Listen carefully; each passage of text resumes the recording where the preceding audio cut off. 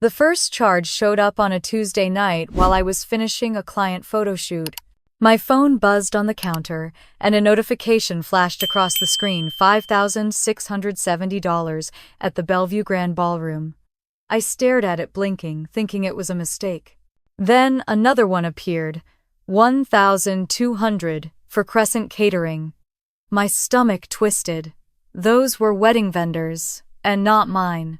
I opened my banking app, my thumb hovering over the screen, as the list scrolled: florist, dress deposit, music photographer. All within the same hour. All from my credit card. For a moment I thought my identity had been stolen by a stranger, but the receipts told another story. Each one listed the name Megan Calloway, my sister. For a full minute I couldn't breathe. The cursor blinked on my phone screen like a pulse. Megan had my credit card saved from the time I helped her buy furniture last year. She promised she'd delete it. She never did. Now she'd used it to pay for her wedding. I called her immediately. She answered after 2 rings, cheerful, breathless. "Hey Claire, what's up? You sound intense. I just got an alert from my credit card company," I said. "Did you use it?" "Oh, that," she said like it was nothing. "Yeah, I did." "I didn't think you'd mind." "You didn't think I'd mind?" My voice dropped low. "You charged over $7,000. "Well, it's for the wedding," she said, half laughing. "Relax. You're always talking about how you want to be part of it. Consider this your contribution." "Contribution," I repeated slowly. "Megan, you stole from me," she groaned. "God, don't be dramatic. You make more money than me. It's not like you're getting married anytime soon."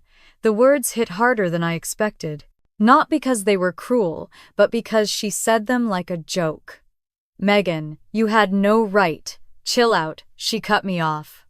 "I'll pay you back once Dylan and I get our joint account sorted. You know Mom said we're family and family shares." I went silent, letting her voice run out. "Claire," she said, her tone turning sharp, "don't start this again. You're always so sensitive about money." "It's not about money," I said quietly. "It's about respect." "Well, if it makes you feel better," she added, her voice light. "Mom called it a gift. So maybe thank her instead of yelling at me." I felt my jaw tighten. "Mom knows about this. She was with me when I booked everything. She said it was the least you could do since you're not using the card for anything big. Honestly, she's right. You've been single forever. You don't need to hoard all that credit." For a moment, everything in me went still. "Megan," I said, my voice shaking slightly. "You crossed a line." "Oh, come on. You're making this a bigger deal than it is. I'll invite you to the head table, okay? You'll have a great seat." Before I could speak, she hung up. I stood in the kitchen, phone still pressed to my ear, the refrigerator humming behind me. The silence felt heavy, like the moment before a storm breaks. My hands were cold, my throat dry. A text buzzed seconds later from Mom. "Sweetheart, I hope you're not upset about the wedding expenses. Megan's under a lot of pressure. Be supportive, okay? Supportive." That word had followed me my entire life like a leash. I sat at the counter, staring at the message. The photo on my fridge caught my eye, me and Megan at the lake when we were kids. She was holding an ice cream cone, smiling like she owned the world. I was behind her, half cut out of the frame. That's how it had always been. Megan in the center, me just outside the shot. The next morning I drove to Mom's house. She lived in the suburbs, a white house with blue shutters and an overwatered lawn.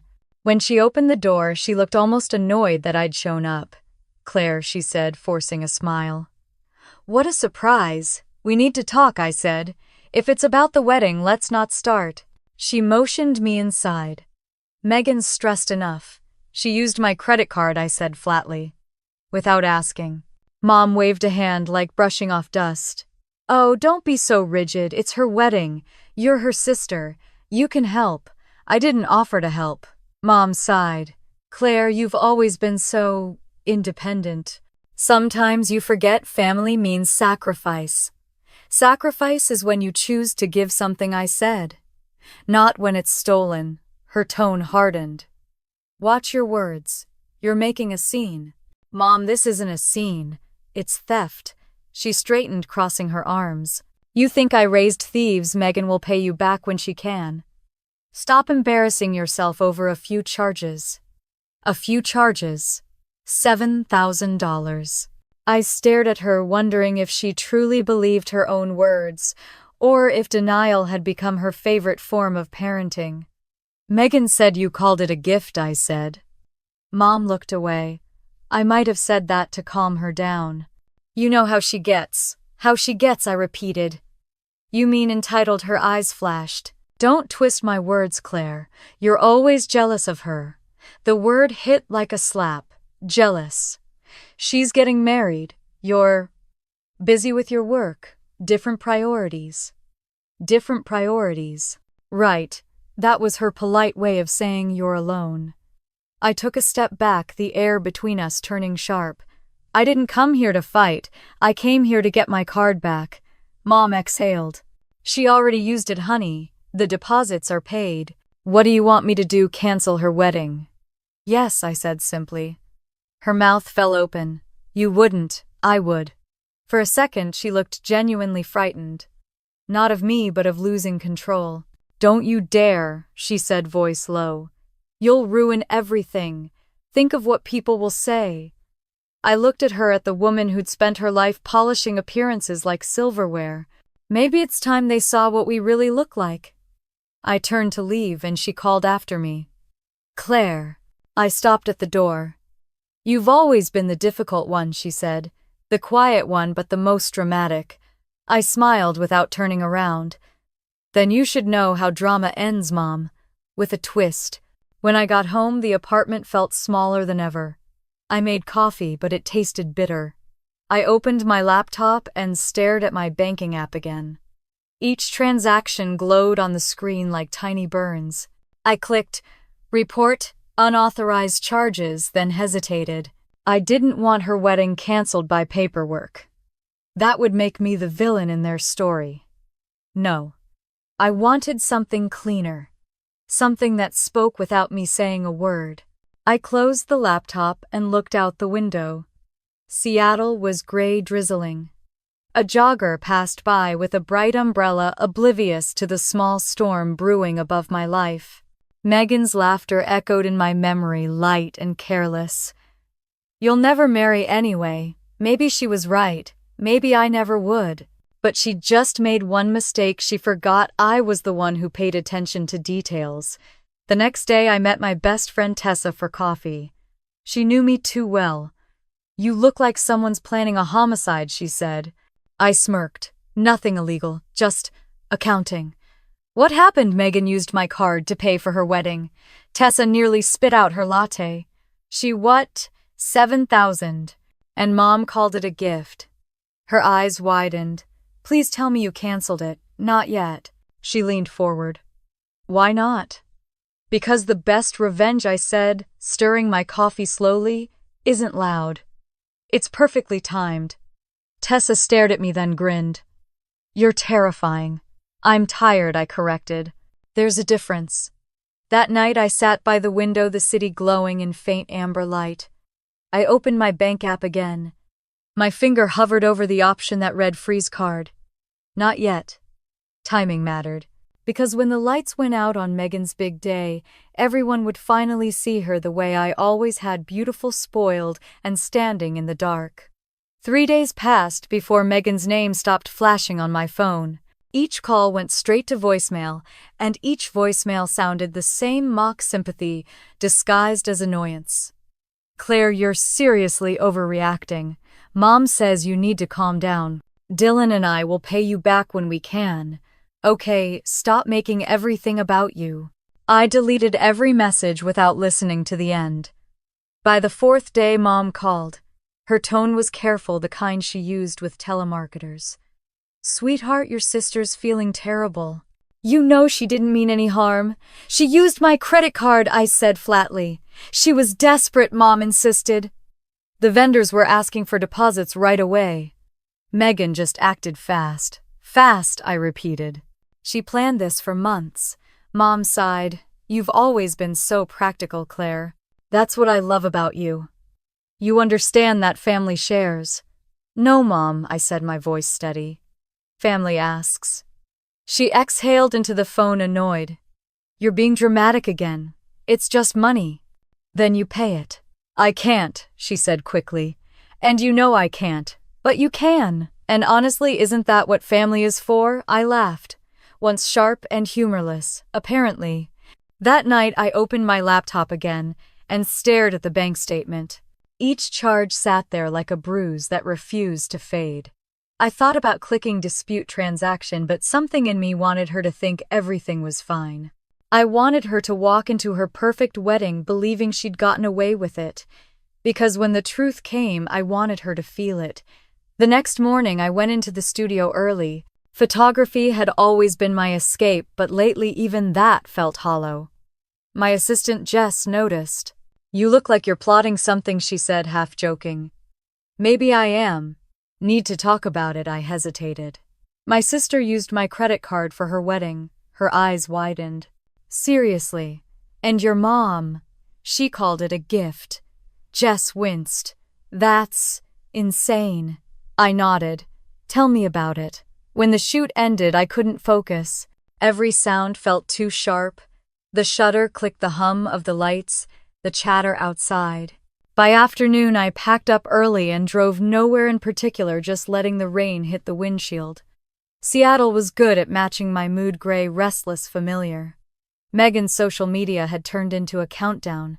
30 days until forever. She'd posted a selfie of her and Dylan smiling in front of the Bellevue Grand Hotel, the same ballroom where my money sat like a hostage. I scrolled through the comments, mom's hearts and flower emojis, friends gushing over her dress fittings, hashtags like number future Miss Harper. I stared at the screen until my vision blurred, then locked the phone. That evening, I stopped by Mom's house again. The driveway was crowded with boxes, flowers, ribbons, things labeled wedding decor. She opened the door before I could knock, surprise flickering across her face. Claire, you should have called. I wanted to see if you still thought it was just money. She frowned. Don't start, then stop defending her. She's your sister, Mom, said, crossing her arms. You've always been jealous of how easy things are for her. I blinked slowly. Easy. She just stole from me. She's under stress, Mom snapped. This wedding is a big deal. You know how much she's wanted this. And what about what I want? I asked. Does that ever factor in? You've always been so self-sufficient? Mom said, her tone softening, almost pitying. You don't need help. I didn't need theft either, she sighed. I just want peace. Peace isn't free, I said quietly. Someone always pays for it. Her lips thinned. Don't ruin this, Claire. Please, don't make the family look bad. Funny, I said. I didn't realize we were auditioning for sainthood. I left before she could answer. The air outside smelled like wet grass and resentment. When I got home, Tessa was waiting at my door holding takeout and wine. You look like you've been yelling at someone. Not enough, I said, letting her in. We ate on the couch, the city lights flickering through the blinds. She listened as I told her about Mom, the wedding, the charges. When I finished, she whistled low. That's next-level manipulation. I know. So what now? I let it play out, I said. They think I've moved on. And then I remind them who the account belongs to. Tessa raised an eyebrow. You're going to cancel everything? Not yet, I said. Timing matters. She stared at me for a moment, then nodded slowly. You know, I used to think you were too forgiving. I was, I said. But forgiveness is just unpaid debt with better PR. The next week, things grew quieter. Mom stopped calling. Megan sent one text, thanks again for helping. You're the best sister ever. No emoji, no guilt, just audacity. At night, I lay awake listening to the rain, thinking about all the years I'd been told to be the good one. I'd watched Megan throw tantrums and get forgiven, watched Mom excuse her cruelty as immaturity. Meanwhile, I learned to swallow everything: anger, hurt, pride, because someone had to keep the peace. Peace. That word again. I began to wonder if peace was just another word for silence forced into submission. A few days later, Dad called. He rarely involved himself in drama, which meant Mom had sent him. Hey kiddo, he said. Your mother tells me there's tension between you and Megan. Tension, I repeated.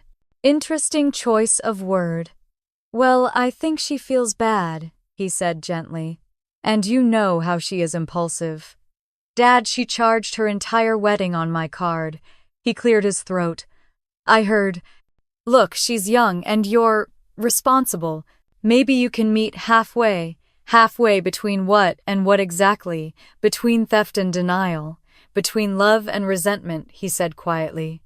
You'll feel better if you let it go. I laughed softly. That's easy to say when it's not your account. He sighed. You're stronger than all this, Claire. Be the bigger person. I closed my eyes. I'd heard that line my whole life, be the bigger person. It was family code for shrink yourself so we can stay comfortable. Maybe I'm tired of being big, I said. There was silence on the line. I just want us to be a family, he said finally. Then maybe start by acting like one, I said and hung up.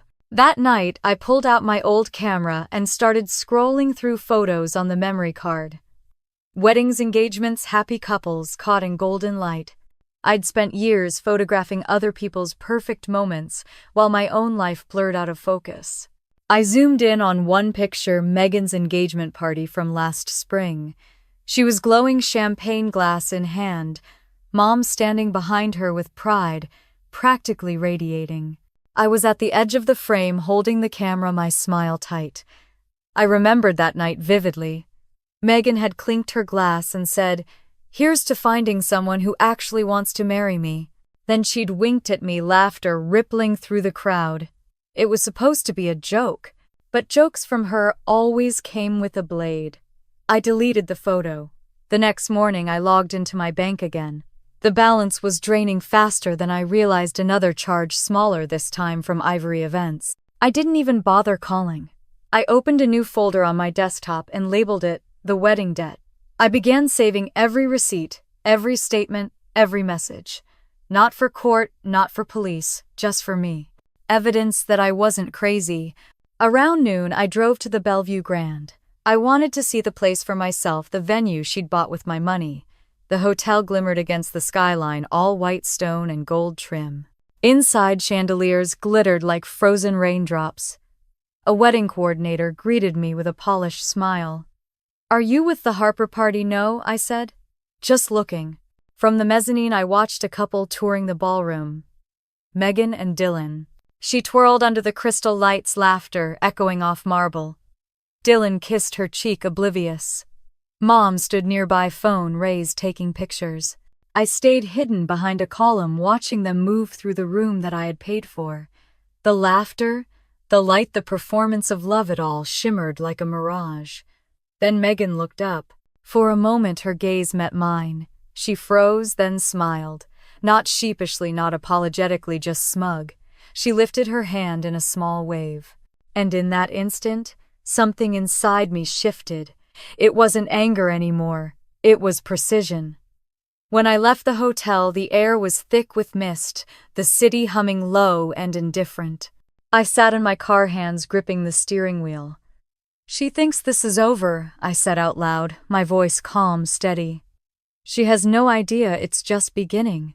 I pulled out my phone, opened the banking app again, and hovered over the freeze card option. Not yet, not today, but soon. The next week felt like an endless parade of wedding updates. Megan posted photos every day, floral samples, cake tastings, a caption that read, "Every dream takes teamwork." Couldn't do this without my amazing family. The irony made my teeth ache. Mom called 3 times that Monday, pretending everything was fine. "Just wanted to remind you about the bridal shower this Saturday." "You're still coming, right?" "No," I said. "Claire, don't start. It would mean so much to Megan." "It already means enough. My credit card says so." She sighed like I was the one ruining things. "You're so stubborn. One day you'll realize family comes first." I bit back a laugh. Family came first. That's how I ended up last. That ended the call. The bridal shower took place at our mother's house, pink balloons, crystal punch bowl, 30 women gushing over Megan's glowing skin and radiant joy. I saw the photos online later that night. Mom tagged me in one where I wasn't even there. "Couldn't have done it without my daughters," she wrote. The caption made it sound like we were some perfect team instead of what we really were, a transaction disguised as love. I clicked through the photos, pausing on one where Megan held up a cake knife, laughing frosting on her finger. The comments were full of hearts and compliments. Beneath it all, I saw one from Dylan's aunt. So classy, just like her sister. I almost laughed. Classy? Sure. By Wednesday, another charge hit my account, $2,000 for final dress alterations. My bank texted me again, asking to confirm the purchase. I clicked yes and then freeze card. A simple flick of my finger. Not forever, just a warning shot. 2 hours later, Megan called, panicked. Claire, my payment just declined at the bridal boutique. They said something about your card being locked. My card, I said evenly, not yours. Well, yeah, but the payment's linked. What's going on? I don't know, Megan. Maybe it's tired of being used. She groaned. Can you just unfreeze it? Please, I have the final fitting tomorrow. I can't show up without paying the balance. I said nothing. Claire, she pressed. Mom's gonna freak out if she hears about this. Then maybe you should call her, I said, since she's your financial advisor now. God, you're impossible, she snapped. You always have to make everything so hard. And you always think consequences are optional. She went quiet. Then with a cold laugh she said, You're jealous, aren't you? You can't stand that I'm getting married before you. The line went silent for a long time. I could hear her breathing, waiting for me to explode. Instead, I said calmly, You know what, Megan? I hope you enjoy your wedding. Every last second. Because when the bill comes due, and it always does, I want you to remember who paid for your fairy tale. Then I hung up. The next morning, Mom showed up at my apartment unannounced. She stood in the doorway holding a paper bag of muffins, pretending it was a peace offering. Sweetheart, she began, her tone rehearsed. Can we talk without hostility this time? Sure, I said, stepping aside. As long as you remember who's hostile, she sighed. Megan told me about the card. Why would you do that to her? To her, I repeated. She stole from me. She's your sister, Mom, said, setting the bag down like it might soften the conversation. Sisters forgive. Sisters ask permission before stealing someone's savings. She didn't mean harm. You're twisting it into something ugly. I laughed under my breath. It was ugly before I touched it. Mom's tone hardened. She's under stress. Weddings are complicated. Why can't you just let it go? Because letting it go means teaching her she can keep doing it, and teaching you that you can keep defending it. Don't take that tone with me. What tone? The one that finally tells the truth? Her face flushed. You sound just like your father when he's being cruel. Maybe he learned it from you, I said quietly. The silence that followed was thick and brittle. She looked at me like I'd just broken something sacred. I didn't come here to fight, she said finally. I came here to remind you that Megan's wedding is in 3 weeks. Please don't ruin it. I smiled faintly. Oh, I wouldn't dream of it. After she left, I stood by the window for a long time watching rain streak the glass. The city lights blurred into gold and gray, and I thought about how easily people excused bad behavior if the person doing it was charming enough. Later that night, Tessa called. How's the royal family? Still delusional, I said. She laughed. You didn't actually unfreeze the card, did you? Of course I did, I lied. Liar, she said. I can hear that petty smile through the phone. I grinned despite myself. You should have seen her panic. Tessa laughed.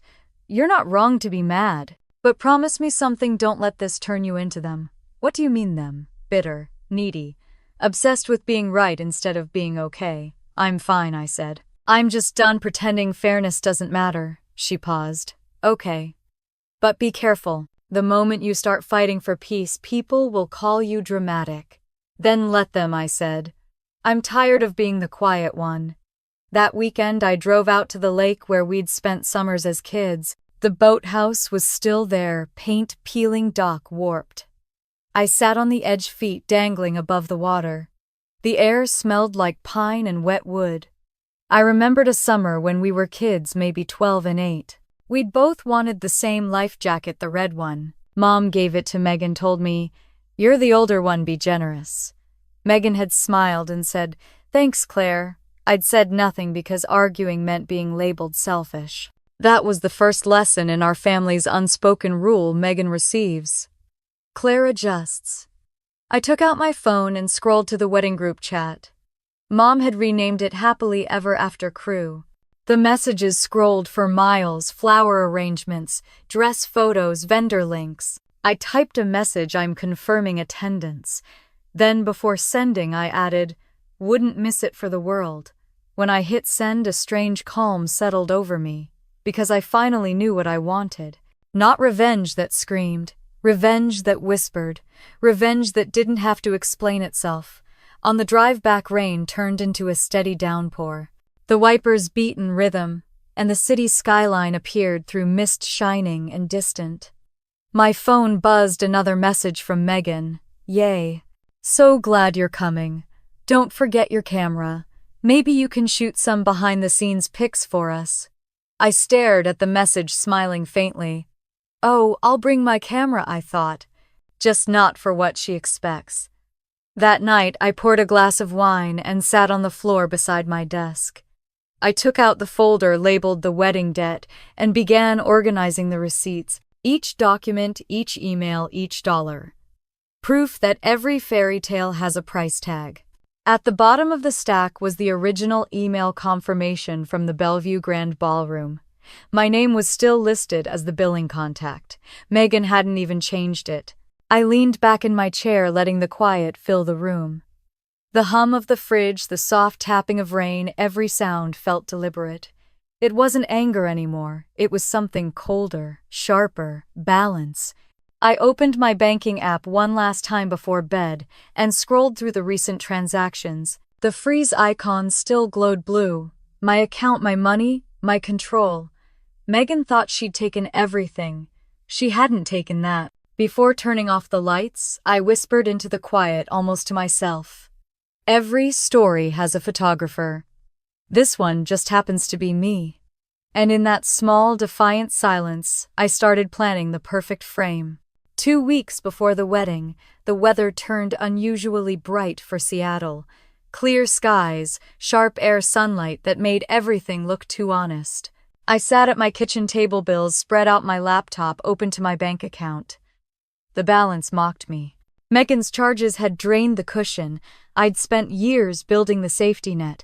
I'd promised myself after my first heartbreak, after the business nearly folded, after I'd learned the hard way that no one was coming to save me.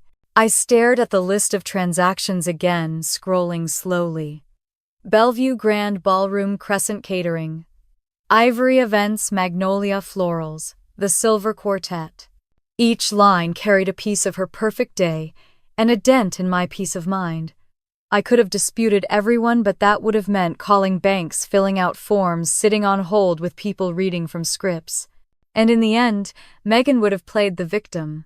Mom would have cried, and I would have been the villain again. No. I wanted justice, not paperwork. Around 10, the doorbell rang. I wasn't expecting anyone, but when I looked through the peephole, I saw her, Megan, standing there with sunglasses, a bright pink gift bag, and that effortless smile she used when she wanted something. "Hey, big sis," she said when I opened the door. "You're hard to pin down lately." "I've been working," I said. "You mean brooding," she teased, stepping inside without asking. "You always work too much when you're mad." "Mad is a strong word," I said. "Fine," she said, setting the gift bag on the counter. Frustrated. "Anyway, I came to say thank you." I stared at her. For what? She pulled out a candle wrapped in tissue paper. The tag said "Grateful Heart." "Mom said you were still upset," she said, "so I figured a peace offering was in order." "A candle," I said slowly. "You used my credit card for thousands of dollars and you brought me a candle." She rolled her eyes. "God, Claire, it's just money." "Stop saying that," I snapped. "You keep saying it's just money because it wasn't yours?" Her smile faltered just for a second. "You always make things so heavy. I'm trying to move on." "Of course you are," I said. Moving on's easier when someone else pays for the ride. She sighed, exasperated. You know what, Mom was right. You love playing the martyr. It's exhausting. I laughed once, bitter. You and Mom love that word, martyr. You use it to describe anyone who tells the truth. Look, she said, folding her arms. You said you'd be at the wedding. I need you there. For appearances. So, whatever this attitude is, fix it before the rehearsal dinner. I blinked at her. You need me there. Yes, she said. People know we're close. It would look weird if you bailed. We're not close, I said quietly. Her face hardened. You're unbelievable.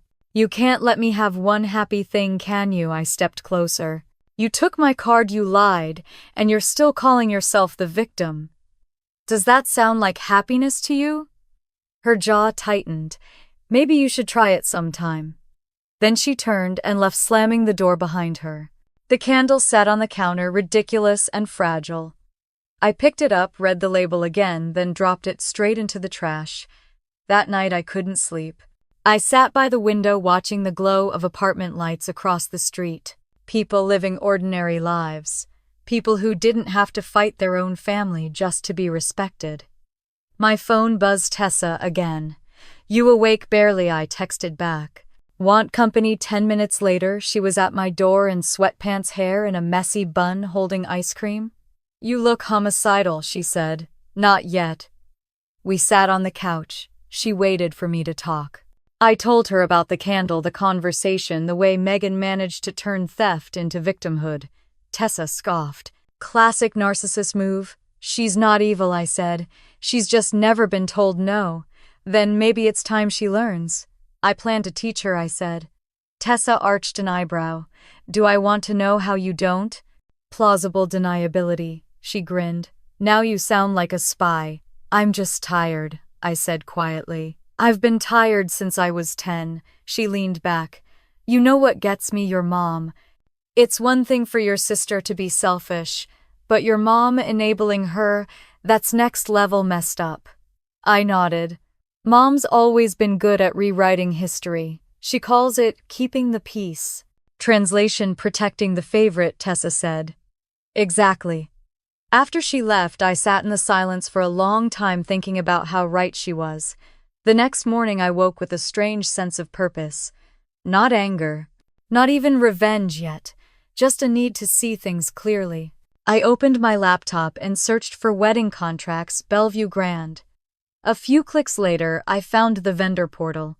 My email was still listed as the account owner. My name, my contact info, my payment method.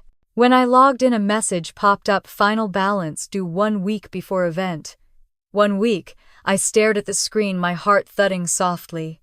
Megan's fairy tale was running on my name, my credit, my record, and all it would take was a single click to stop it. That day, I drove to Mom's house again. She was on the porch trimming roses. I see Megan stopped by, she said. She told me you were still upset. Upset isn't the word, I said.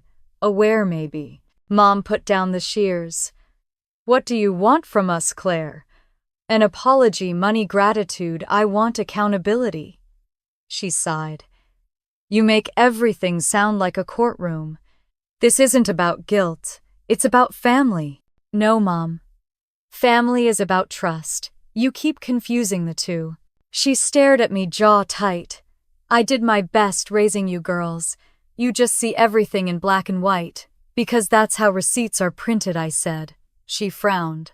You always think you're smarter than everyone. No, I said. Just more awake. Her eyes flashed. If you ruin this wedding, Claire, I'll never forgive you. I looked her dead in the eye. Then I guess you should start practicing. When I left, she didn't call after me. For the first time, her silence didn't sting, it felt like confirmation.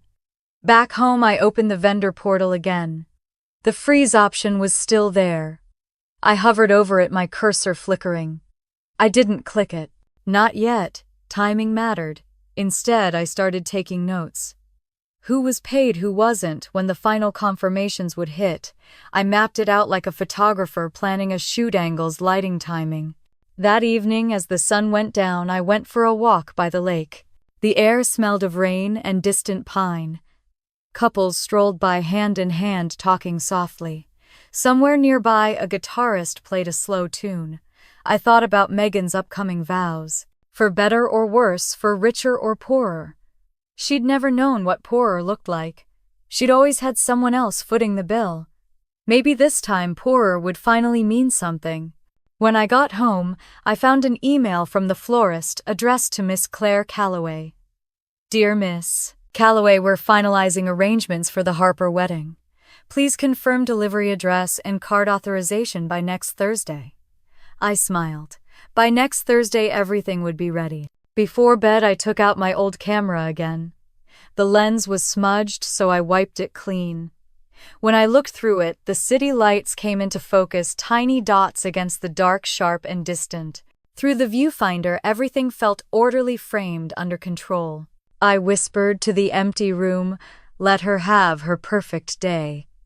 A pause, then I'll make it perfectly unforgettable. And with that, I turned off the lights. The morning of the rehearsal dinner arrived with the kind of gray drizzle that clings to Seattle like regret.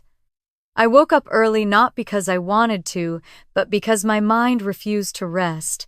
The apartment felt too quiet, the kind of silence that hums. I brewed coffee and watched the steam rise, curling into patterns that dissolved before they made sense. On the counter sat the folder I'd labeled the wedding debt. Every receipt, every email, every transaction was neatly stacked inside like evidence waiting for trial. I didn't need to look at it again. I knew every number by heart now. By noon, my phone buzzed with a message from Mom. Don't forget the dinner tonight at 6. Formal attire. Please don't make things awkward. I stared at the text for a long moment before replying. Wouldn't dream of it. Tessa stopped by an hour later bringing coffee and chaos, so she said, dropping into a chair, You're actually going? Of course, I said. Wouldn't miss it. She raised an eyebrow. You say that like someone planning a hit. I smiled faintly. Just attending a family celebration. She leaned forward, studying me. You've got that look again. What look?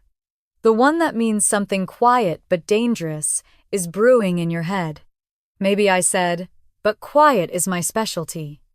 The dinner was held at a rooftop restaurant overlooking the city. The kind of place where everything shimmered, candles, glassware, laughter. I arrived 10 minutes late on purpose just to feel the shift when I walked in. Heads turned, voices paused, smiles tightened. Mom was the first to spot me. Claire, she said, relief and warning wrapped in one. You made it. Megan appeared beside her, radiant in a white cocktail dress, her engagement ring flashing like it had its own spotlight. There she is, she said, our family's favorite realist. Realist sounds better than doormat, I said, lightly, taking a seat. Her smile twitched. Dylan leaned over and offered a polite handshake. Hey Claire, glad you could come. Wouldn't miss it, I repeated. The waiter poured wine and conversation resumed, but I felt every glance, every whisper that skimmed across the table. Megan launched into a story about the wedding, how the hotel was just perfect, how the vendors had been so professional, how she couldn't wait to see it all come together. Each sentence was another twist of the knife. Claire helped so much, Mom added. Couldn't have done it without her. The table murmured in agreement, and Megan raised her glass. To family, she said, smiling at me. Even when we drive each other crazy. I clinked my glass against hers, especially then. The laughter that followed sounded brittle. Halfway through dinner, Megan leaned in closer, her perfume sweet and suffocating. So she whispered, We're square now, right? I mean, all this tension, let's just end it.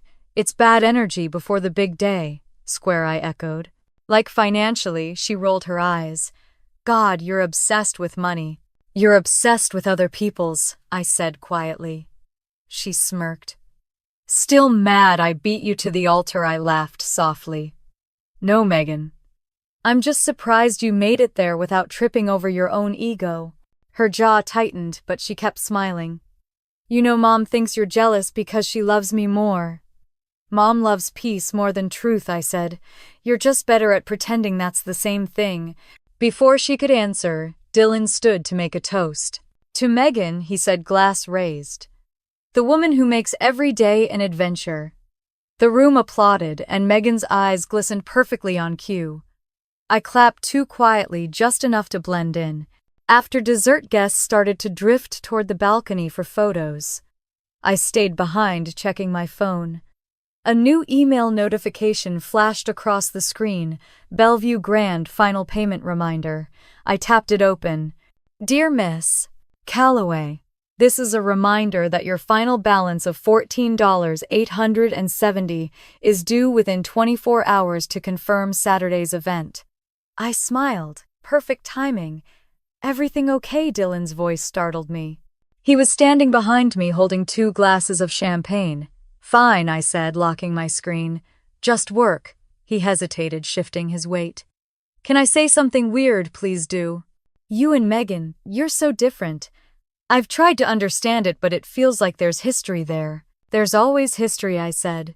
Some people just rewrite it better. He chuckled nervously. She adores you, you know. She adores control, I said. He frowned. She's not perfect, but she loves big. That's rare. I met his eyes. So is accountability. He looked like he wanted to say more, but someone called his name and he excused himself. I watched him walk away, wondering how long it would take before he realized what he'd married into. When the dinner ended, guests lingered for hugs and promises to see you Saturday. Mom kissed my cheek stiffly. Please behave, she whispered. I always do, I said. Outside, the night was cool and still. I stood by the railing overlooking the city, the skyline glowing like embers. My reflection shimmered in the glass, half shadow, half light. Tessa called as I got to my car. How'd it go? Like a performance, I said. Everyone hit their marks. Smiles, speeches, hypocrisy. Did she say anything? She said. We're square now. Tessa groaned. Oh, that's rich. Yeah, I said, and soon it'll be poetic. The next morning I woke early and checked my email again. The payment reminder sat unopened this time, glowing like an invitation. I clicked it. The hotel portal opened, asking for confirmation. Pay now or cancel reservation. I hovered over the screen for a long time, sipping coffee that had gone cold. Then, I clicked cancel. A second window popped up. Are you sure? I hit yes. The confirmation tone was soft, almost gentle, like the sound of balance being restored. By mid-afternoon, my phone buzzed with new messages. Mom, Megan, even Dylan. I didn't answer any of them.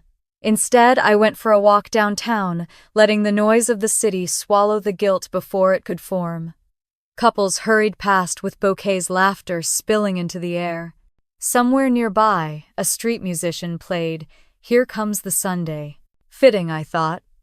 Back home, I poured a glass of wine and opened my laptop again. The cancellation email blinked on the screen. Your reservation at Bellevue Grand has been successfully canceled. Refunds will process within 5-7 business days. Refunds. My refunds. I leaned back in my chair, the first real calm in weeks washing over me. It wasn't triumph, I felt it was equilibrium. I picked up my camera, turned it toward the window, and clicked the shutter. The frame captured nothing spectacular, just my reflection, city lights, and the faint curve of a smile I hadn't worn in months. Megan wanted a perfect wedding. She was about to get a perfect lesson instead. 2 days later, the calls started. First from Megan, then Mom, then a woman from the hotel, whose voice carried the faintest edge of panic. I let them all go to voicemail, watching my phone light up again and again, until it finally went still. The silence afterward felt cleaner, like the air after a thunderstorm.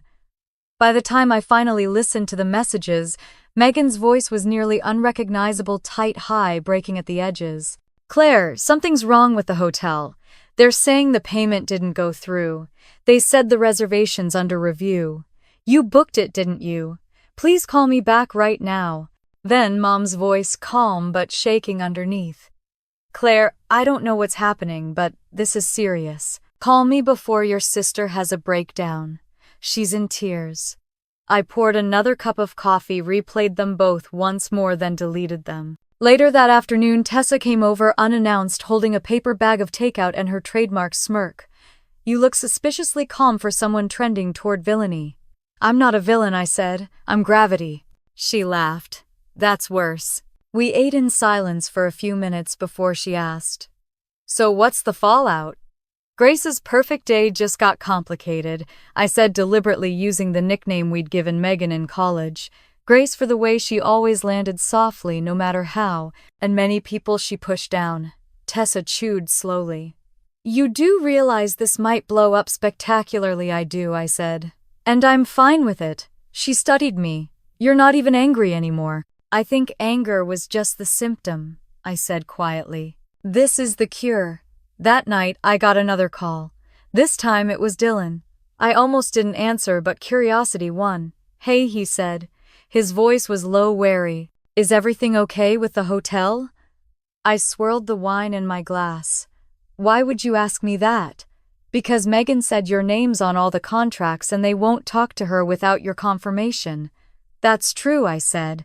"Okay," he said slowly. "So can you, I don't know, fix it?" She's freaking out. "I can't fix what isn't broken," I said. He sighed. "Look, I get there's history between you two, but this is her wedding. Don't let old stuff ruin something that's supposed to be good." "Old stuff," I repeated. "Is that what we're calling theft now?" He hesitated. "I'm just saying this isn't worth losing your family over." "Then maybe my family should have thought about that before they lost me," I said and hung up. Afterward, I turned my phone off and set it face down on the table. For the first time in my life, I didn't care who called next. The next morning, I woke to 23 new messages. Most were from Mom. The last one, though, came from an unknown number, Miss Calloway. "This is Martin from Bellevue Grand. We've been unable to confirm the reservation for the Harper wedding scheduled this weekend. Please contact us to resolve payment immediately." I smiled. Timing was everything. That evening, Mom showed up at my door again, her knock sharp, purposeful. I let her in mostly because I wanted to see how far she'd go. "Do you know what you've done?" she demanded before I could speak. "Several things," I said. "You'll have to be specific." She dropped her purse on the counter. "The hotel canceled the booking. The florist, the caterer, everything's unraveling. Megan's devastated." "I'm sure she is," I said softly. Her eyes widened. "You don't even deny it." "Why would I? The contracts were mine." "You're insane," she whispered. "Do you realize what people will say? Probably that your favorite daughter shouldn't have stolen her sister's identity to plan a wedding she couldn't afford." Her face flushed. "You're cruel." "I'm consistent," I said. "There's a difference." For a long moment, neither of us spoke. Then she said quietly, "You've embarrassed this family." "No," I said. "You embarrassed yourself when you called theft love." She flinched, and for the first time I saw it fear. Not of me, but of the story spinning out of her control. She'd spent years writing me as the difficult one, the dramatic one, the overreactor. Now she didn't have a script. "Fix this," she said finally. "Call the hotel. Tell them it was a mistake." "I can't," I said. "It wasn't." "You'll regret this," she said. "Maybe," I said. "But at least I'll regret something honest."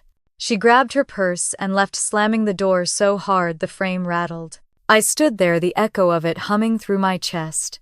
An hour later, Tessa texted me. "She's blowing up online. People are already gossiping." I opened Instagram. There it was, a photo of Megan's wedding invitations spread across a marble countertop, captioned, "Sometimes even fairy tales hit a snag." Hundreds of comments below, most of them pitying. A few snarky. One read, "Bride left without a venue, that's karma in heels." I didn't laugh, but something inside me loosened. By midnight, Dylan called again. I ignored it. Then a text came through, "Please, just tell me what to do. She's losing it." I stared at the message for a long time before typing back, "Pay for your own wedding. It's simple." No response. The next day, I went to work like nothing had happened. My assistant Jordan looked at me curiously when I arrived with coffee and a calm expression. "You seem lighter," he said. "I slept well," I replied. The truth was, I hadn't slept at all. I'd spent the night staring at the ceiling, listening to the rain. Hit the window, thinking about how peace can sound like guilt if you're not used to it. Around noon, my phone buzzed again, Mom. I let it ring out. Then another message. They're blaming me now. Megan's crying to everyone that I never taught her responsibility. This is on you, Claire. You've divided us all. I read it twice before deleting it. The words didn't hurt anymore. They just echoed hollowly, like shouting into an empty room. That evening I went for a walk through the market. The air smelled of roasted coffee and rain. I passed a florist arranging white lilies in a display. They reminded me of the flowers Megan had chosen for her bouquet. I almost laughed. White lilies, the symbol of purity, of grace. The irony was perfect. When I got home, I found Tessa waiting at my door, holding 2 bottles of wine. "You're trending," she said, grinning. "Oh, God." She handed me her phone. A post from a local gossip blog filled the screen. Bellevue bride, in crisis sister drama, behind the scenes. My name wasn't mentioned, but it didn't need to be. "Everyone's guessing," she said. "You might want to lay low." I poured us both a glass. "Let them guess," I said. "I've lived in their story long enough. They can live in mine for a change." She raised her glass. "To poetic justice." I clinked mine against hers. "To balance." We drank the sound of rain tapping softly against the window. Later, when she left, I sat alone watching the city lights shimmer through the wet glass. My phone buzzed one last time that night, a message from Megan. "You've destroyed everything. I hope you're happy." I stared at it for a long moment before typing back. "No, Megan, I'm finally free." Then I put my phone down, turned off the lamp, and let the quiet settle in. Outside, thunder rolled low and distant, like applause from somewhere far away. The morning before the wedding felt heavier than the sky itself. Seattle was draped in a low blanket of clouds, that soft gray light that makes everything look like it's waiting for bad news. I woke up early, even though I hadn't really slept. My phone was face down on the counter, silent, for the first time in days. I didn't dare touch it. I didn't want to see the fallout. Instead, I poured coffee and stared out the window. Across the street, a woman in a bright raincoat was walking her dog, humming. Life went on even when other people's worlds fell apart. I should have felt guilty, I guess. A better person might have. But what I felt instead was quiet. Not peace, not joy, just absence, the first breath after being underwater too long. Around 9, Tessa showed up uninvited, like she always did when the world tilted. She held up a bag of pastries. "Thought you might need fuel for whatever emotional hurricane you're conjuring today." "I'm not conjuring," I said. "I'm observing." "Right," she said, sitting down. "Like God watching a flood." I smiled. "You checked the news yet?" She grinned. "Oh, honey, I didn't have to." "You're trending again." I groaned. "Tell me it's not what I think." She slid her phone across the table.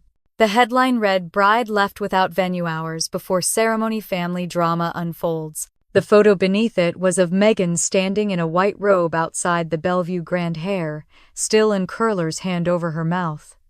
Mom was beside her, looking furious, pointing at someone off camera. "Wow," Tessa said. "You really went for cinematic." "It wasn't supposed to be public," I murmured. "It always gets public when the pretty ones cry." I looked closer at the picture. Megan's face, shock, fury, disbelief, like she couldn't comprehend the world refusing to revolve around her. The comments below the post were merciless. "Karma's RSVP'd. Play stupid games, win stupid prizes.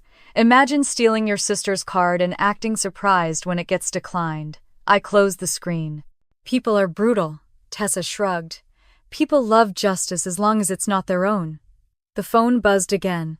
I glanced down. Mom. I ignored it. Then another call, this time from an unknown number. I didn't answer that one either. "You think they'll show up here?" Tessa asked. "Probably," I said. "What'll you do, offer coffee?" She snorted. "You're terrifying." By noon, the rain had picked up, soft but steady. I sat at my desk with my camera flipping through old photos of Megan and me. One of us as kids sitting on the back porch with popsicles. Another from her college graduation where I'd been behind the camera half out of every frame. I stared at our smiles and realized how much of my life had been spent as someone's backdrop. When the knock finally came, it wasn't angry. It was slow, deliberate. I opened the door to find Dylan standing there soaked through holding an umbrella that had given up halfway. "Can I come in?" he asked. I hesitated, then stepped aside. He looked around like he expected the walls to start accusing him. "Nice place," he said. "Quiet. It's designed that way." He nodded. "She's at Mom's," he said. Crying, screaming, calling everyone she knows. "They're saying the wedding's officially off." "Off," I repeated. "I just canceled a venue, not a marriage." He gave a humorless laugh. "Yeah, well, she said she can't marry me until she gets her day back." I raised an eyebrow. "Her day?" He ran a hand through his wet hair. "She's obsessed, Claire. Every flower, every chair, every song, it's all part of the image. Without that, she says it's not real." "That sounds about right," I said quietly. He looked at me then, eyes tired but searching. "Why did you do it?" "You know why," I said. "I know what she did," he said. "But you could have handled it differently. You could have told her no, or gone to the bank, or let her get away with it again," I interrupted. "Like Mom taught her too." He frowned. "You sound like you hate her."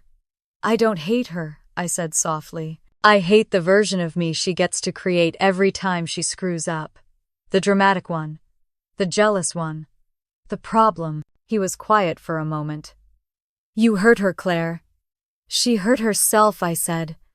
"I just stopped cushioning the fall," he sighed. "She said you're proud of what you did." "I'm not proud," I said. "I'm just done apologizing." Dylan stared at me for a long time before finally nodding. "You know what's strange," he said. "I think part of her admires you for it." I blinked. "What?" She said. "You've never looked more alive." For a moment, I didn't know what to say. "Maybe that's what happens when you stop living under someone else's script." He set the umbrella by the door. "For what it's worth," he said, "I don't think you're wrong. Just ruthless." I smiled faintly. Sometimes that's what truth looks like. When he left, the apartment felt even quieter. The sound of rain against the windows filled the space like applause fading out. That evening, Tessa came back carrying takeout again. "You okay?" she asked. "I think so," I said. "He came by." Dylan, I nodded.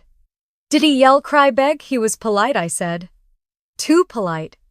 She frowned. "That's weirdly worse." I leaned back on the couch. "He said the wedding's off." Tessa's eyes widened. "Seriously? Apparently she refuses to get married without the fairy tale intact." Tessa shook her head slowly. "Wow. You didn't just pull the rug out. You took the whole floor."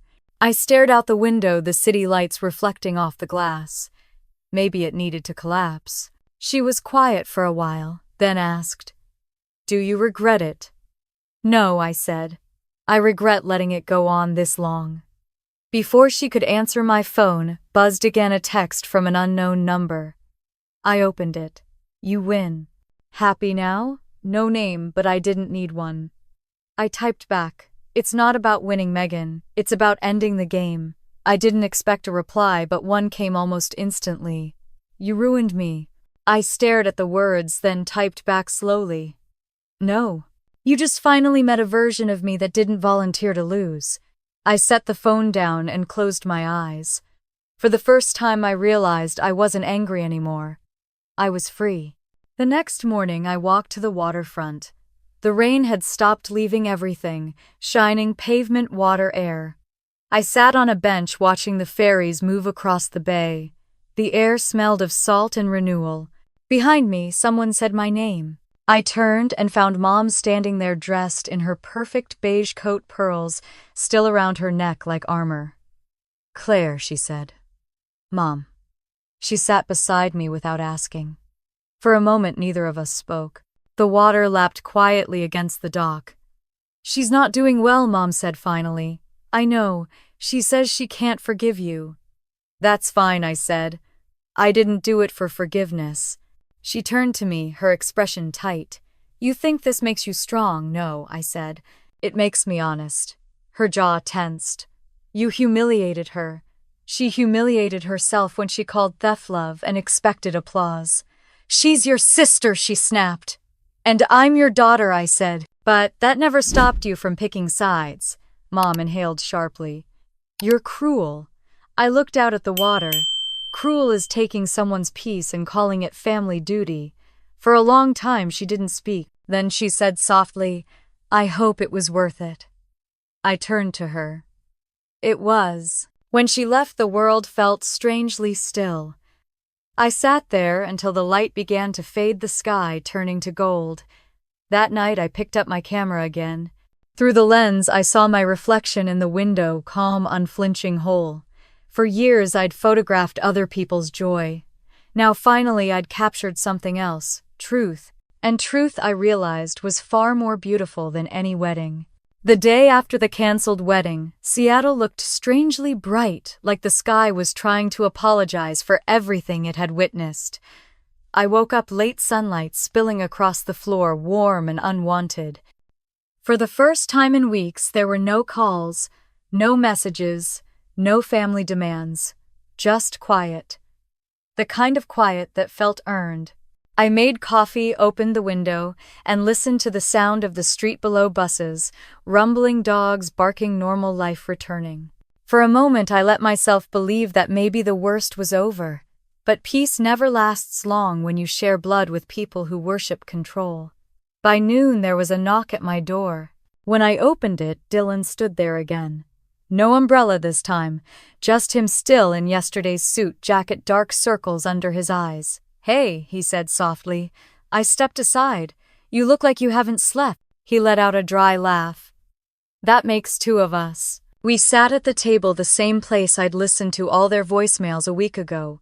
His hands were clasped so tightly the knuckles were white. "She's gone to stay with your mom," he said.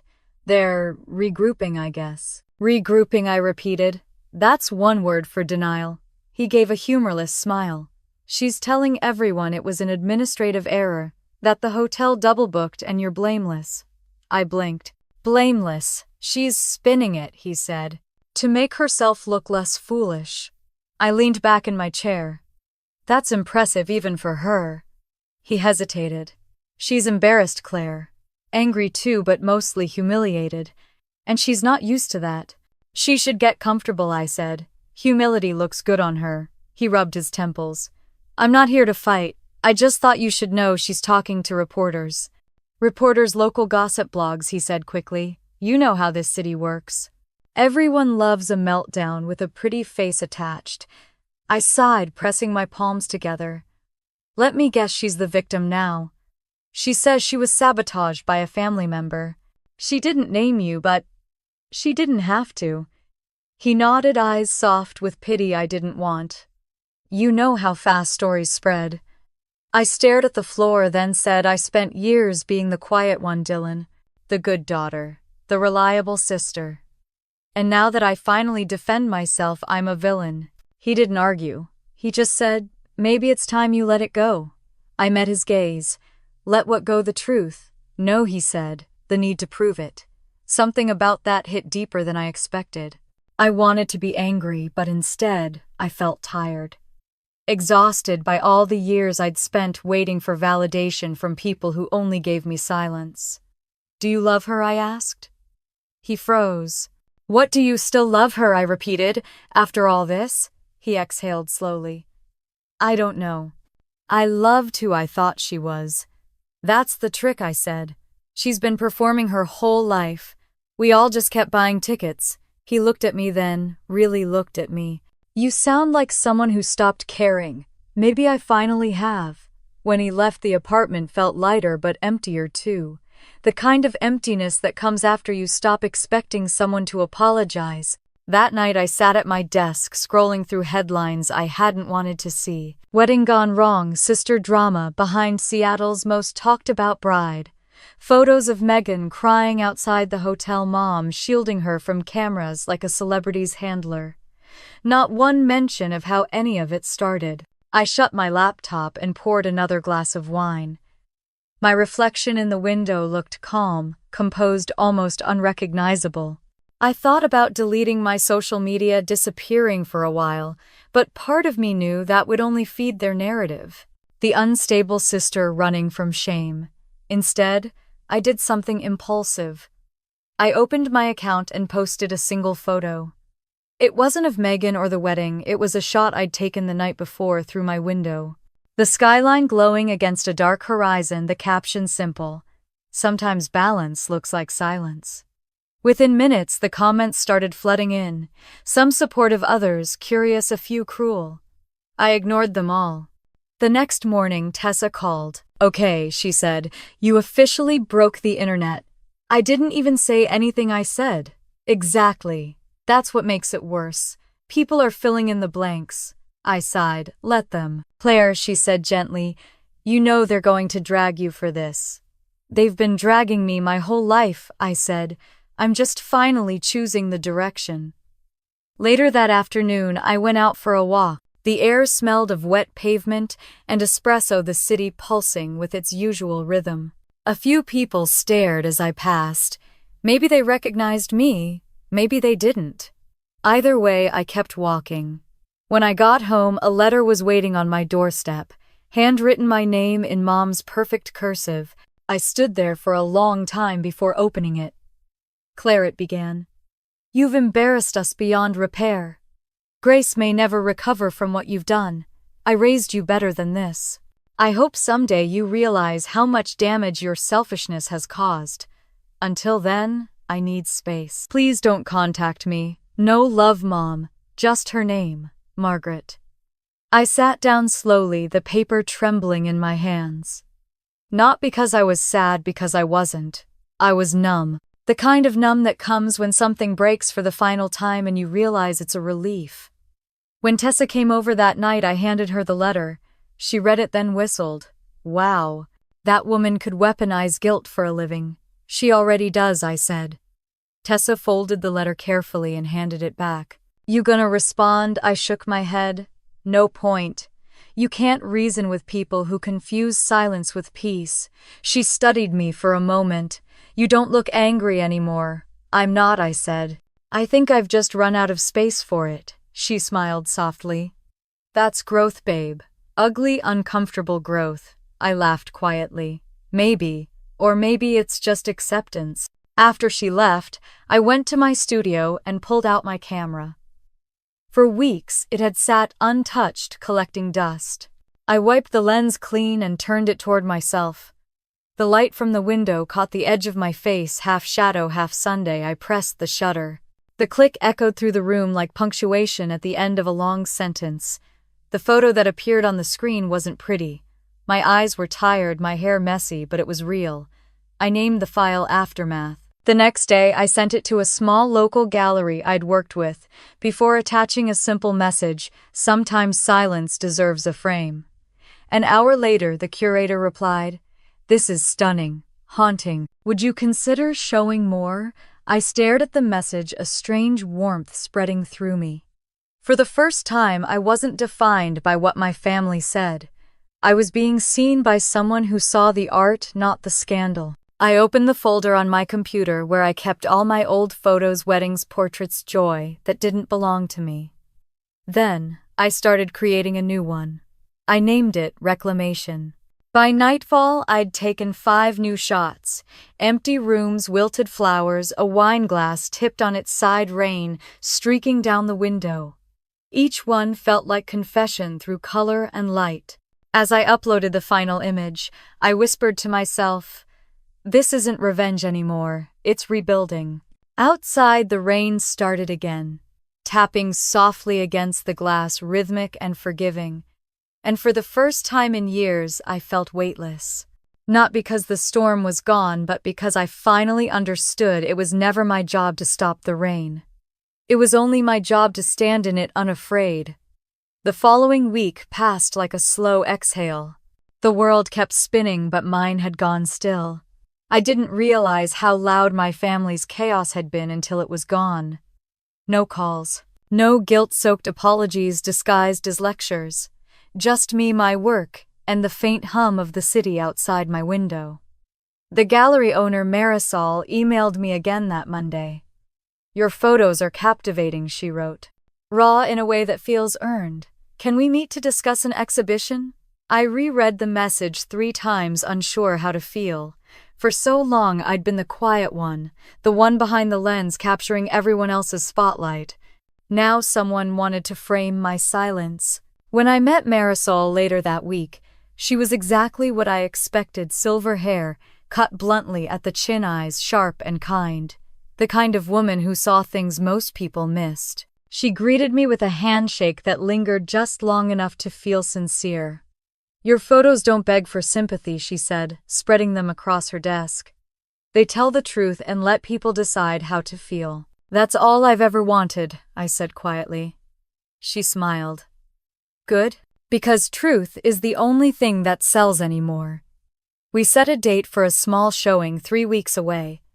I left her office with my hands shaking, not from nerves, but from something I hadn't felt in years: pride. When I got home, I found a new message waiting on my phone. Unknown number, but the words stopped me cold. "You think turning this into art makes you innocent?" No name, no signature, but I didn't need one. I could almost hear Megan's voice in the venom of each letter. I didn't reply. Instead, I powered off my phone and stood by the window watching the rain paint the city in silver streaks. By Wednesday, the story had finally begun to fade online. The gossip blogs had found new scandals, the pity comments dried up, and people moved on to their next outrage. But not my family. They never moved on, they just dug in deeper. That evening, Dad called. His voice was hesitant, quiet. "Your mother wanted me to check on you," he said. I almost laughed. "She's still speaking to you then," he sighed. "You know how she gets? She's embarrassed." "She should be," I said. "Claire," he began, his voice weary. "Whatever this was between you and your sister, it's done now. Isn't it time to let things heal? Healing requires honesty," I said. "And no one in that house knows how to tell the truth."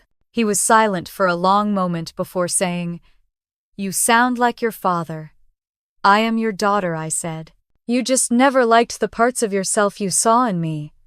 He didn't reply, just murmured a quiet goodbye and hung up. I didn't cry. I didn't even feel sad. I felt clean, like something rotten had finally been cut away. Later that night, Tessa came over with wine and takeout. She was barefoot, hair messy like always. "You look lighter," she said, handing me a glass. "I feel lighter." She raised her glass. "To peace, then. To truth," I said. We clinked glasses, the sound soft and sharp all at once. Halfway through dinner, she looked at me and said, "So you're really doing this show?" "Yeah," I said. "Marisol wants it to focus on silence, how people survive it."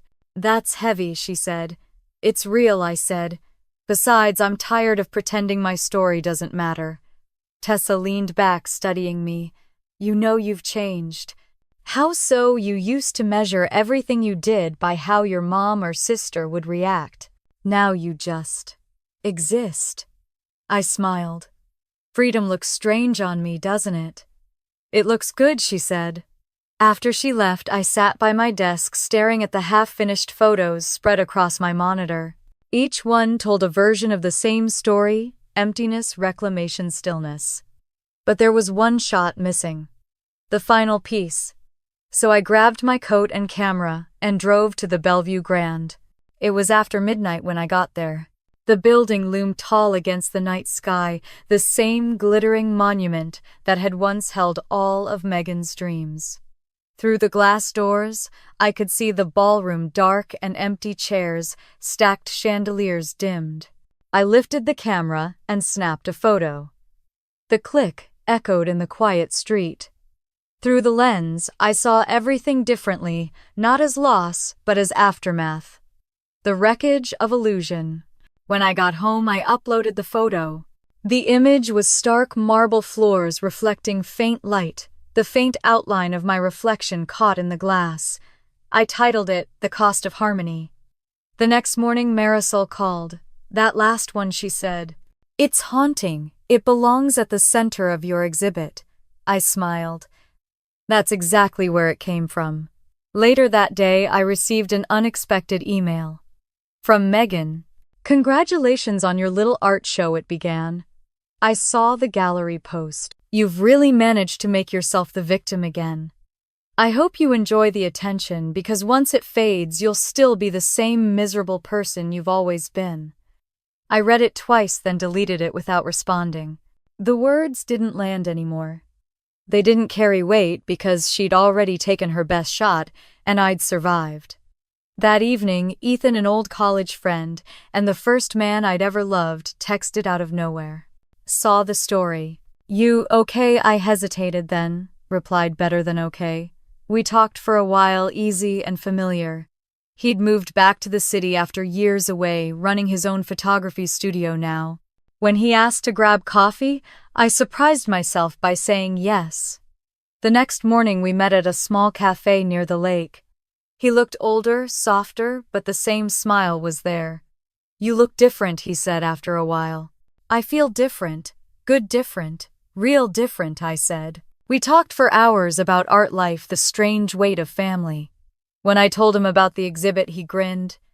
That's huge, Claire. I always knew you'd turn pain into something beautiful. It's not about beauty, I said. It's about truth. He nodded slowly. Same thing, isn't it? When we said goodbye, I realized something strange. I wasn't scared anymore. Not of what people thought, not of my family's wrath, not even of being alone. That night I drove back to my apartment with the windows down, the wind rushing through my hair. The city lights shimmered in the distance, but for once I didn't feel small beneath them. I felt grounded. When I got home, there was another email from Marisol confirming the exhibit's title, Uninvited. The word hit me harder than I expected.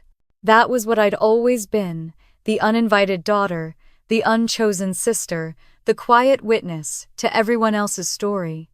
But now it was something new, a declaration, not a wound. I stood by the window, the city glowing below, and whispered, not uninvited, just finally free. I lifted my camera one last time and took a photo of the skyline, the glass reflecting my own faint smile. The shutter clicked softly like the sound of a door finally closing.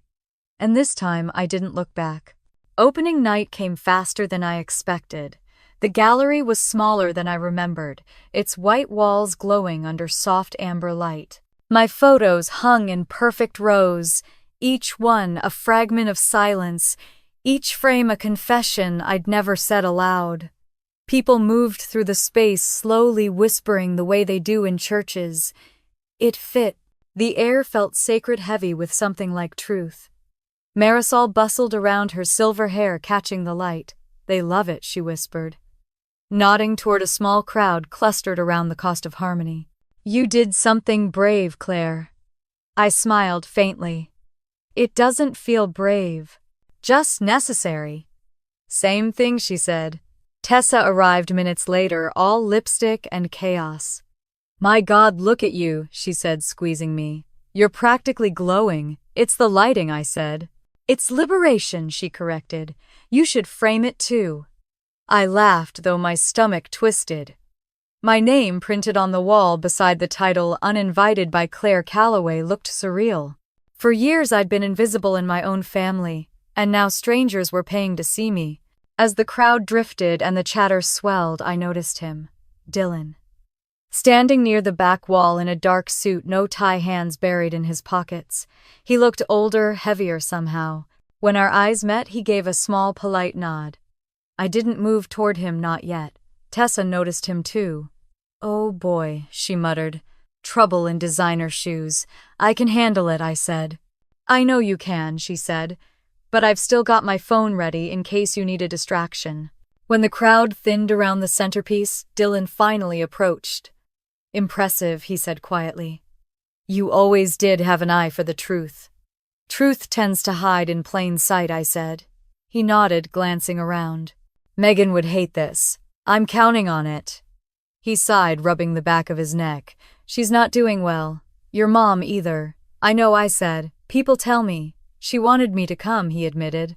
She said maybe if I saw it I'd understand you. And do you? He looked at me for a long time before answering. Yeah, he said. I think I do. I folded my arms. That must make things awkward at home. He smiled faintly. We're not living together right now. Ah, she blames me for not defending her, he said. But the truth is, I think she finally ran out of people to hide behind. There was something sad in his eyes, a quiet exhaustion I recognized. You still love her, I said. He hesitated. Maybe. But not the version of her that exists now. That's the only version she's ever shown, I said softly. He studied me for a long moment, then said, She's jealous of you, you know. Always was. I almost laughed. Jealous? Of what? Of your calm, he said. You don't beg for approval the way she does. I used to, I said. But it never bought me anything worth keeping. Before he could respond, Marisol called me over to meet a local art journalist. I excused myself and left him standing by the wall, his reflection fractured across the glass frame beside him. The journalist asked questions about inspiration, about healing, about art as therapy. I answered automatically, my voice even, but part of me kept glancing toward the corner where Dylan had been. When I looked again, he was gone. As the night wound down, people began to leave, murmuring kind words and congratulations. Tessa stayed until the end, helping me collect stray glasses and leftover brochures. You did it, she said, wrapping an arm around my shoulders. You made something beautiful out of the mess. I smiled. Maybe that's all art is, cleaning up what people ruin. She laughed softly. So what now? Now I rest, I said. For the first time in years. The next morning, I woke to sunlight streaming through the curtains. My phone buzzed, messages from Marisol friends, even strangers tagging me online. Photos of the exhibit had spread fast, captions full of words like resilience and rebirth. Then I saw one message that froze me, from Mom. I saw the photos. They're beautiful. Painful, but beautiful. I never realized how much I didn't see. I reread it 3 times before putting the phone down. It wasn't an apology. Not exactly, but it was something. A fracture in the armor. That afternoon, I drove out to the lake. The same spot where I used to sit as a kid, knees pulled to my chest watching the water ripple. It looked the same, still gray, patient. I pulled out my camera and took a picture. The lens caught the faint shimmer of sunlight on the surface, soft as forgiveness. When I got home, there was another email waiting. This one from Megan. I went to the gallery. I don't know what I expected, but it wasn't that. You made it look like art instead of destruction. People were crying. Some woman said it reminded her of her divorce. I hated that I agreed. I exhaled slowly and kept reading. Mom's been quieter since seeing it. I think she's realizing things she doesn't want to say out loud. I'm not ready to talk yet, but I don't hate you. Not completely. It was the closest thing to remorse she'd ever written. I typed a reply, then erased it. I didn't need to say anything. The silence between us was finally doing its own work. That night, Ethan stopped by with flowers and champagne. I saw the reviews, he said. They called your show a quiet rebellion wrapped in light. That's dramatic, I said, smiling. True though, he said. You changed the narrative. I poured us both a glass. Maybe. Or maybe I just stopped living in theirs.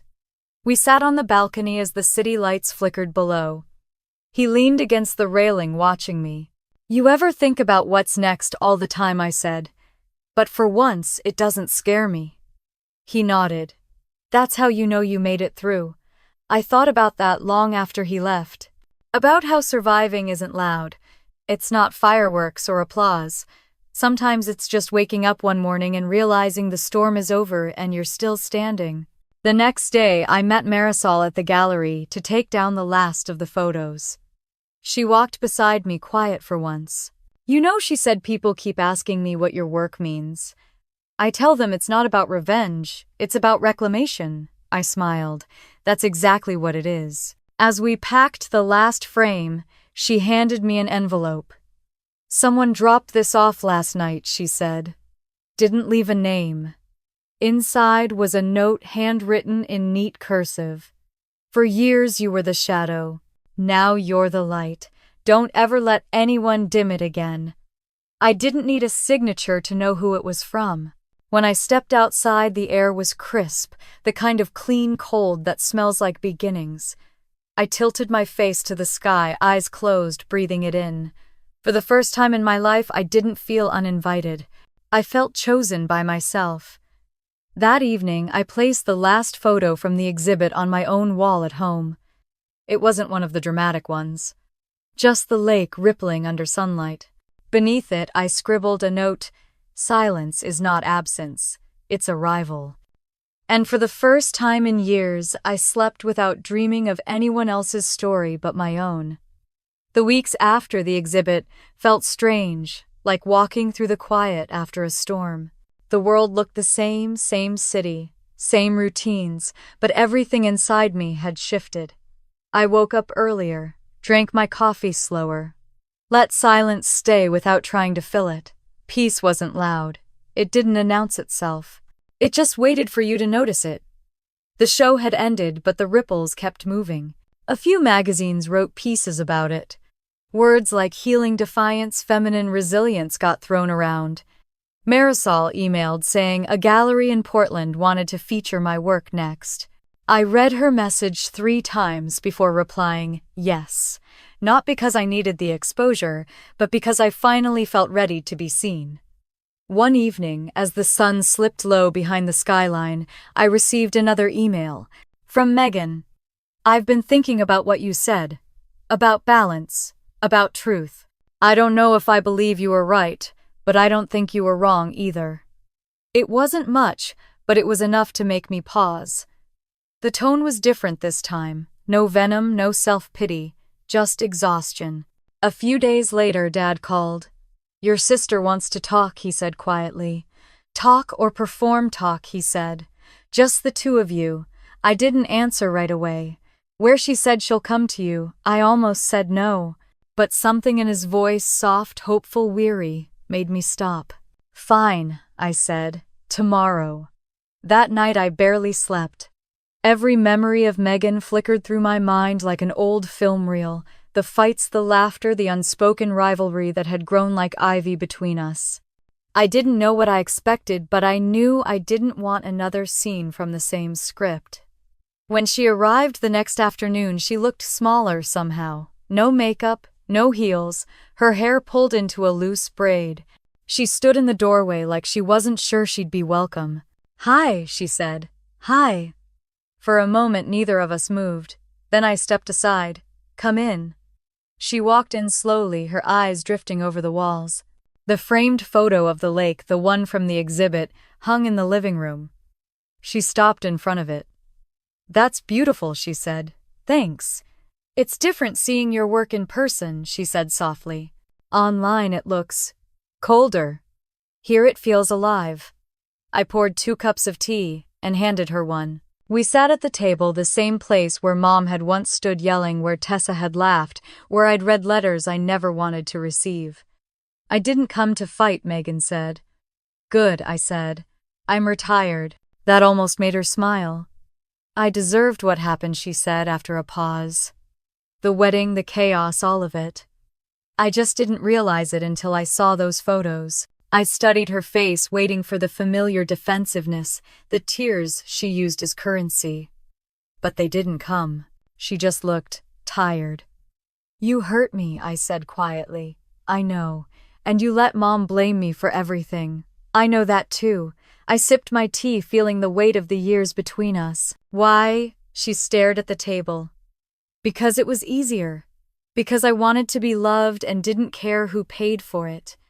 Her voice cracked on the last word. For a moment, I saw her not as my rival, but as the little girl I used to share a room with, the one who used to crawl into my bed during thunderstorms. "I don't know how to fix it," she said.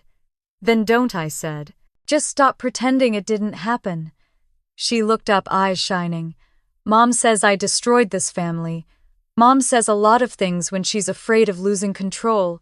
She told me you humiliated her." I told her the truth, I said. She just didn't like the lighting. That made her laugh, a real laugh, small and shaky but real. The sound startled both of us. "I miss you," she said finally. "I miss the idea of you," I said. "The version that didn't need to win all the time." We sat in silence for a long time. Then she reached into her bag and pulled out a small envelope. "I brought this," she said. Inside was a check, not huge but enough to make my chest tighten. "It's the refund from the wedding vendors," she said. "It should have gone to you anyway." "I don't want your money. It's not charity," she said. "It's closure." I stared at her. "You think a check fixes what happened?" "No," she said. "But it's a start." For a second, I thought about refusing it.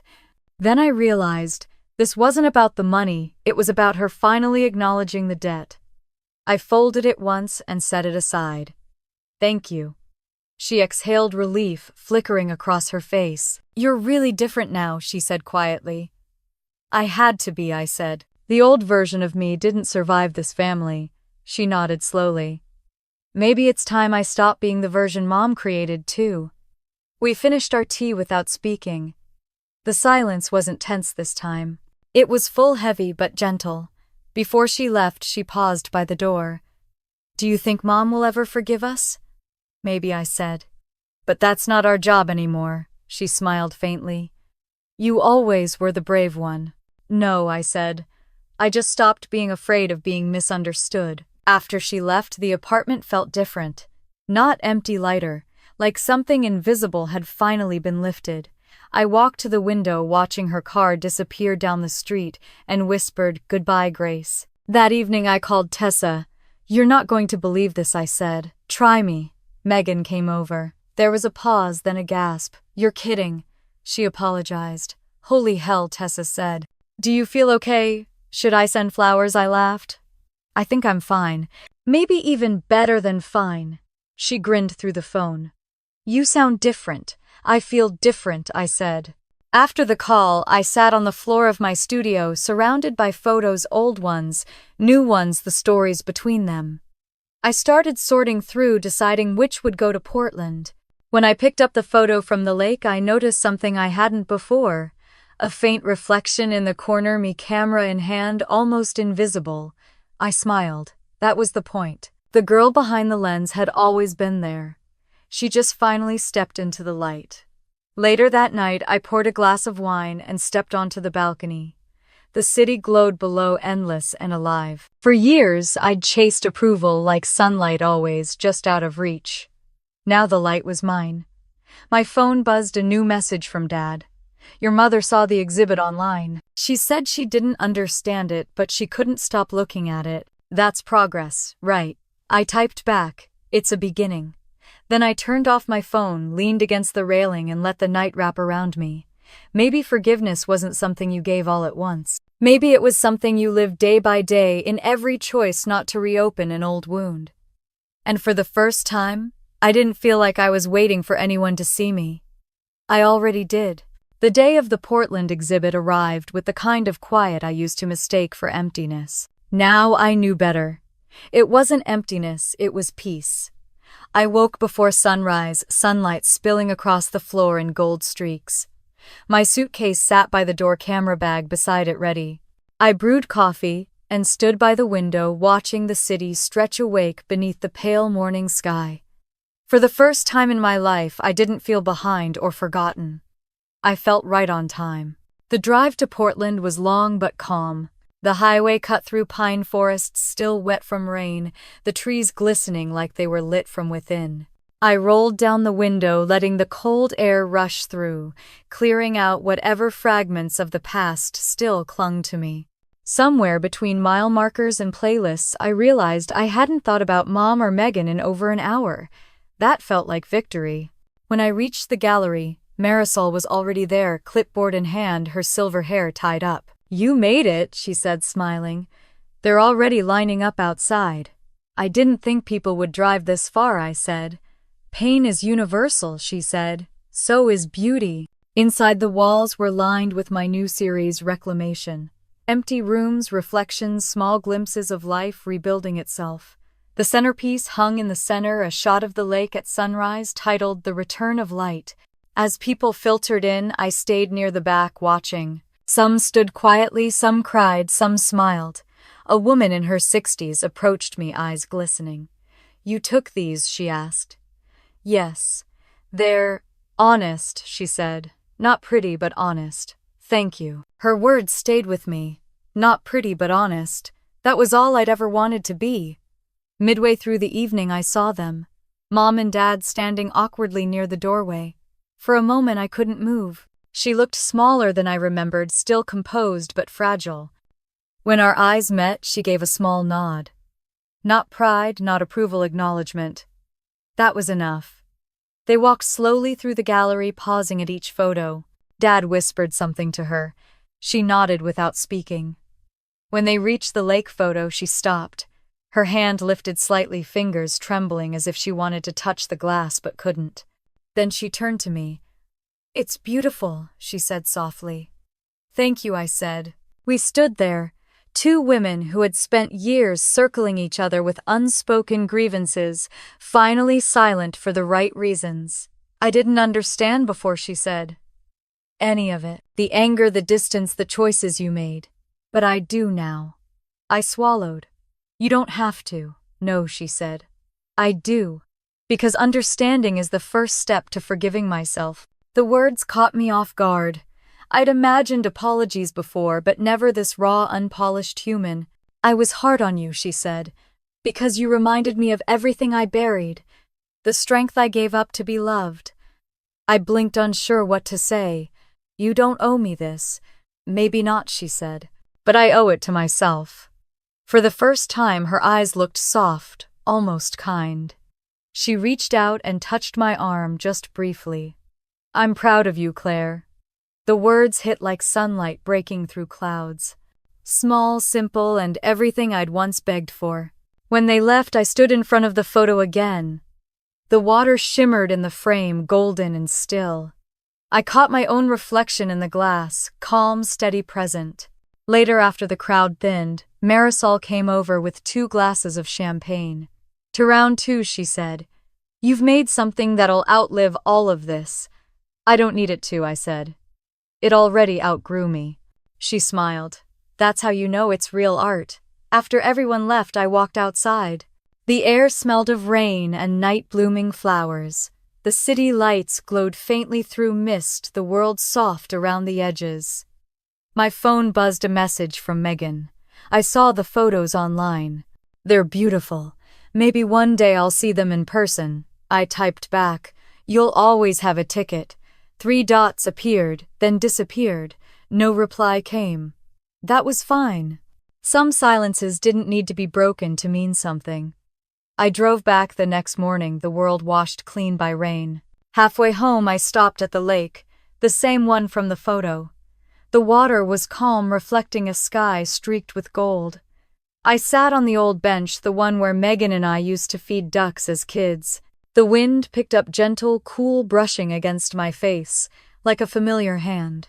I pulled out my camera and took one last picture, not of the lake this time, but of the empty space beside me. It wasn't loneliness anymore. It was freedom.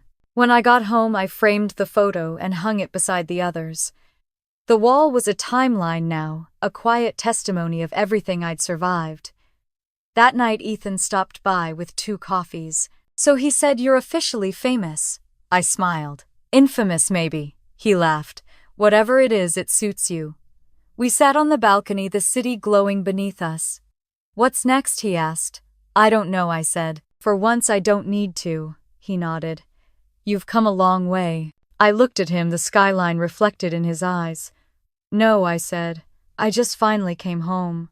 After he left, I stayed outside, the night quiet except for the hum of the city and the faint whisper of wind. I thought about everything that had happened, the stolen credit card, the canceled wedding, the chaos that followed. Once it had all felt unbearable. Now it just felt distant, like another life. I'd thought revenge would feel like fire, but it didn't. It felt like air-cool, necessary, invisible. It filled every space that had once been taken from me. Inside, the phone buzzed again, a message from an unknown number. "Your work changed something in me. Thank you." No name. I smiled, turned off the phone, and walked to the window. The reflection staring back wasn't the quiet, fearful woman I'd been. It was someone who had rewritten her own story from the ashes of someone else's. Outside, dawn began to stretch across the skyline, painting everything in soft gold. I picked up my camera one last time and whispered, "This is what freedom looks like." The shutter clicked, the light flared. And for the first time, I didn't need to look at the photo to know it was perfect, because the truth had finally come into focus. If you've ever had to fight for your peace or carve your voice out of silence, tell me where you're watching from. And if my story reminds you of your own, remember this: your light doesn't ask permission to exist. It just does.